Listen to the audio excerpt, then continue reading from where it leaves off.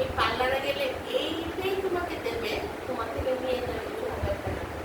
তখন তুমি এটাকে ভালো করে, এটা কিন্তু মুখে দেবে না, এটা গলায়, তারপরে পায়ের এই জায়গায় অনেকের কালো থাকে, তারপরে এই জায়গাগুলো, পায়ের পাতা, হাত হাত এগুলি ভালো করে ঘষলে, ভালো করে 10 মিনিট লাগিয়ে লাগিয়ে একটু ঘষতে হবে।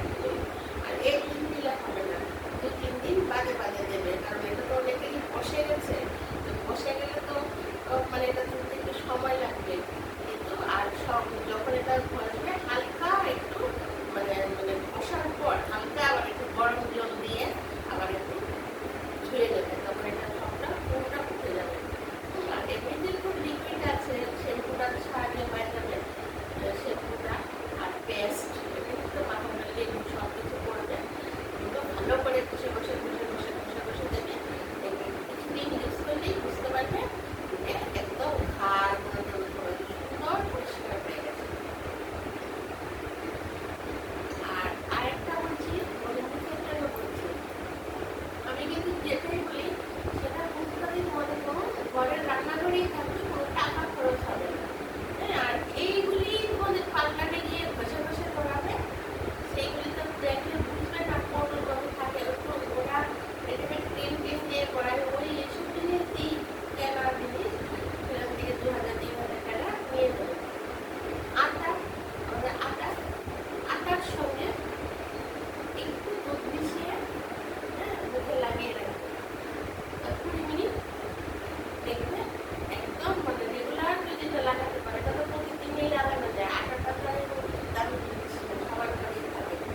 আর একটু দুধও সবার ঘরেই আশা করি থাকে, যদি না থাকে তো তাহলে জল দিয়ে দিলেও হবে।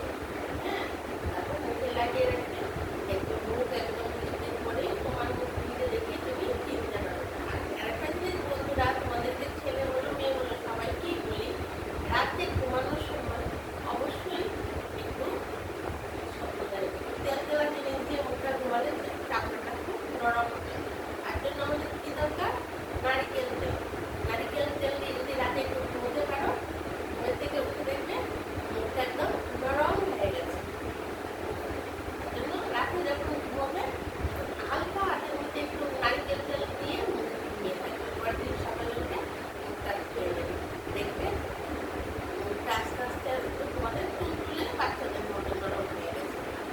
আর মাঝে মধ্যে সপ্তাহে 2-3 দিন একটা কাপড়ের মধ্যে বরফ জড়িয়ে এরকম এরকম এরকম এরকম করে মুখটাকে ধোয়াবে। সরাসরি বরফটা কিন্তু কোনোদিনও মুখে লাগাবে না, তাহলে কিন্তু স্কিনের ক্ষতি হবে।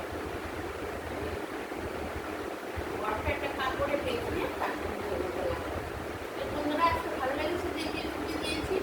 আমি তোমাদের কাছে যেই টিপসগুলি দেবো আমিও অন্যদের থেকে শেখাই, আমি নিজে তৈরি করা জিনিস না, কিন্তু সব আমাদের রান্নাঘরেই থাকবে, কোনো দামি জিনিসের কিছু টিপস আমি তোমাদেরকে দেবো।